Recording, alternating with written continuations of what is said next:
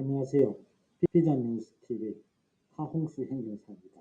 오늘은 2002년도 구입한 아파트 처분했는데 매각 대금 못 가져갑니다. 라는 제목으로 설명드리고자 합니다. 아파트를 2002년 구입 매수했다면 약 22년 전의 일이라 외국인 신분으로 국내 부동산을 취득 매수하면서 한국은행이나 외국한 은행의 국내 부동산 취득에 따른 부동산 취득 신고 수리를 했는지 안 했는지 기억이 나지 않습니다. 그리고 중개한 공인중개사나 이전 등기를 한 법무사 등도 한국은행이나 외국한 은행에 부동산 취득 신고 수리해야 한다는 사실도 정확히 모릅니다. 하여간 이번 업무 경험 사례처럼 아파트는 외국인 명의로 출입국 사무소에서 부동산 등기 등록 번호를 받아 이전 등기를 할 수 있었기 때문에 취득하고 보유하면서 전세나 임대를 넣는데 전혀 지장이 없었고, 임대료를 지인이나 국내 개설 통장에 입금했다가 한국에 오면 여행 경비나 친인척 경조사비, 아파트 수리비 등에 사용하는데 아무런 문제가 없었습니다. 우리나라를 비롯한 각국은 한국은행과 같은 중앙은행에서 외화, 외국환을 통화 정책의 방안으로 집중 관리하고 있습니다. 따라서 외화가 우리나라로 들어오면 그 들어온 목적에 맞게 쓰였는지 사전 또는 사후 확인 체크를 하는데, 외국인이 국내 부동산을 취득한 것도 결국 외국인 투자로서 한국은행이나 외국한 은행에 부동산 취득 신고 수리를 하라고 외국한 관련 법령에서 규정하고 있습니다.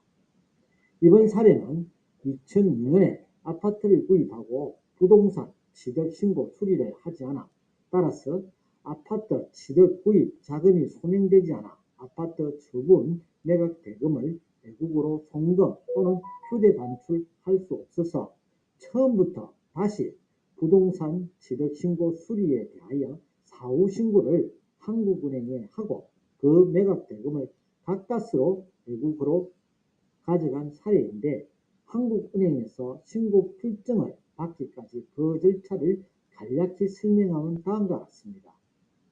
1.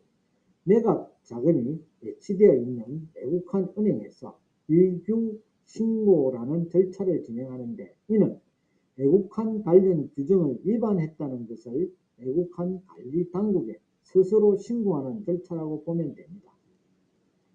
외국한 은행 담당자가 여러분의 업무만 쳐다보고 집중적으로 처리해 주지도 아니하고 그 절차가 생소하다 보니 담당자도 본부나 경험자에게 알아보고 일을 처리하므로 다소 시간이 걸립니다.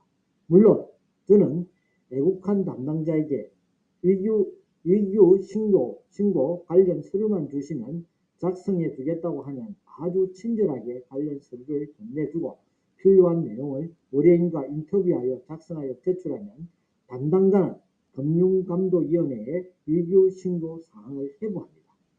2.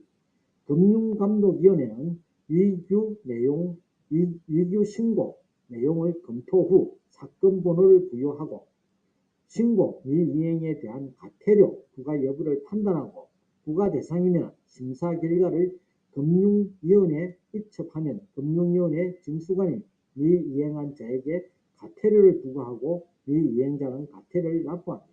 이 사례는 취득한 지가 20년 이상이라 과태료 부과를 하지 않기로 결정이 되었습니다. 따라서 과태료 납부 없이 그 절차를 계속 진행했습니다. 3. 마지막으로 지금까지의 모든 관련 서류들을 잘 정리하여 한국은행 외환심사과에 부동산 취득 신고 수리에 대하여 사후 신고를 합니다. 이 한국은행 사후 신고 단계가 정말로 힘듭니다. 마지막 관문인데 모든 것은 말로 하는 것이 아니라 정빈 서류를 순서대로 정리하여 제출해야 합니다. 그리고 심사관이 질문하면 답변도 해야 하고 이마에 진땀이 납니다. 뭐니 해도 내가 부동산을 취득할 당시 취득 자금을 어떻게 마련했는가, 구체적으로 외화가 들어온 반입된 통장 내역서, 휴대 번호비는 세간의 외국간 신고서 등이 정빈되지 않으면 부동산 취득 신고 수리에 대한 신고 필증은 발급되지 않으며 따라서 매각 대금은 절대로 국외로 나갈 수 없습니다. 종국적으로 국내에서 사용하든가 매번 조금씩 가지고 나가든가 달리 방법이 없습니다. 경험 있는 행정사와 처음부터 자세하게 상담받고 진행하시면 별 어려움 없이 피 같은 내 돈을 무사히 외국으로 가져갈 수 있습니다. 드림스 차일 컴투 비전뉴스 하홍수 행정사입니다. 감사합니다.